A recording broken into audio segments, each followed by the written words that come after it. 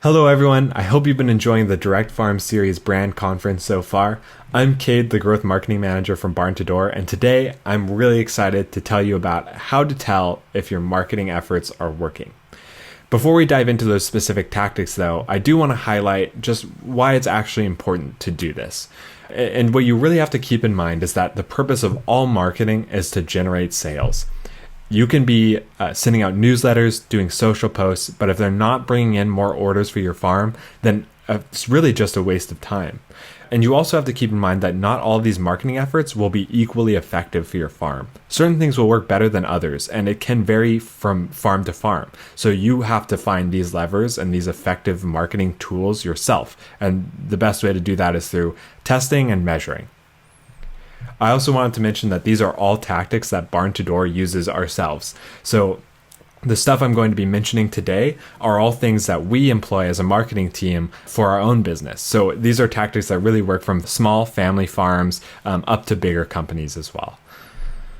The tools we're going to be looking at are the Barn2Door dashboard, Mailchimp Metrics, and pixel tracking. So to start us off, let's talk about the Barn2Door dashboard. The Barn2Door dashboard is great for really dialing in on the shopping and purchasing analytics for your farm web store.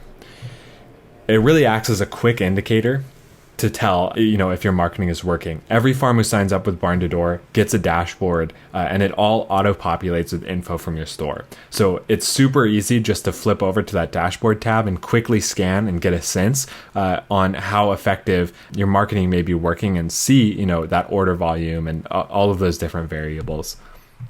So one of the best things you can do with the dashboard to analyze your marketing effectiveness is checking some of the reports like new customers. Maybe you just went to a market, you had an email collection form out, you collected those emails, and then afterwards sent a little welcome note, a welcome email to all those folks, welcoming them to your farm.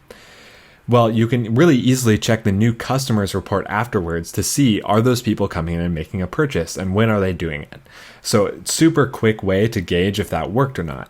Same thing with order volume. If you push out a big marketing effort, maybe you're featured in a local newspaper. Do you see that correlation in the order volume that you have from your farm? And quickly gauge, is that actually influencing sales for your business? Another thing that you can use the dashboard for is new marketing ideas. Like the top customer report, you could send a special note to those people with a promo code showing your appreciation for their business to your farm and maybe even drive more sales through. You can also drive fear of missing out with low inventory. You can use that report, find some items that maybe you only have a few left of, push out a social post telling people, if you don't come through and get this soon, it'll be all gone. And you can really drive a lot of effective marketing that way. Moving on to the Mailchimp metrics, this is the best way to improve your email engagement and hone in on if your emails and your newsletters are actually working for your farm. Mailchimp integrates directly with your Barn2Door customer list, and you can even segment that list into different Mailchimp audiences, which can be great for managing different newsletters and different email streams that you send out, and it's great for powering all of those things. First metric that's important on Mailchimp is those email open rates. So that's basically what percentage of people are actually opening the email out of everyone that you sent it to. Now, don't expect this number to be super high. It's not going to be 100% or even 80%. In fact, the average for agriculture and food services, as cited by Mailchimp in their benchmarks report, is 23%. So that's kind of where you should be shooting with your open rate. And what does your open rate actually tell you?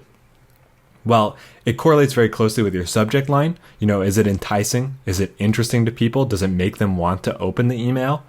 The timing, what day of the week, what time of day are you sending the email? A lot of people check their emails at certain times, like in the morning and then in the evening. So keeping that in mind, what day of the week you're sending. And then your audience. If you're sending emails to an audience that really loves to hear from you, you're going to have a higher open rate than maybe an audience who has never received an email from you before. So just keeping that in mind as well. And that segmentation can really be key here, creating different audiences for different emails. Then your click rate. So this is how many people or what percentage of people end up clicking on the email out of everyone you sent it to. Now, don't expect this number to be 100%. In fact, it'll be a lot lower than your open rate in most instances, with the average for agriculture and food services being at 2.94%. So kind of a number to shoot for there. And what can you gather from your click rate? Well, First off, is your email content engaging? Are people actually reading through the email and interested in clicking on whatever link you provide to learn more? If your email is boring them, they might exit before they even get to the part where they could click on it. Same thing with the CTA, or the call to action. Is it clear? Is it strong? Do you have a very obvious button to go shop from your store in that email? Are you really calling it out in the body copy of the email as well, making it clear that that's where you want people to go? If you don't make that obvious enough, you'll get less clicks. People won't be as convinced to actually go through and take the steps that you want them to. So that's really important. And at the end of the day, the click rate is really what you're getting your results from, because that's people clicking through to your store. That's people who could be purchasing. And with the new Barn2Door update, you can also track those conversions from your Barn2Door web store as well. So you'll be able to see how many people are actually going through and placing a purchase from your newsletters or email streams. Then last but not least, pixel tracking, which is a hugely effective way and something that every marketer uses to track the effectiveness of their marketing. But first off, what is a pixel? Well, it's a little tracking code. You can see a little screenshot example of it there that goes into a part of the code of your website. Some examples are the Google Analytics code, the Facebook ads pixel as well. And all of these help you basically just measure your customers' behavior and engagement. So a couple examples, the first one being Google Analytics, and tons of marketers use Google Analytics. It's a great free tool for viewing your customers' behavior throughout your website and your web store. You can see where people are coming from. Is it social posts, your newsletter, organic search, and what pages they're actually viewing? Are they going to check out certain products on your store? Are a lot of people checking out your about page because they're interested to learn the story of your farm? You can really dial in on what content people are interested in and what products they might be looking at the most as well. Then another example of a pixel is the Facebook pixel, which is super critical if you're running Facebook ads. Firstly, it allows you to analyze the performance of your ads and tell which ones are working, because you'll be able to see which ads are actually driving sales from your farm.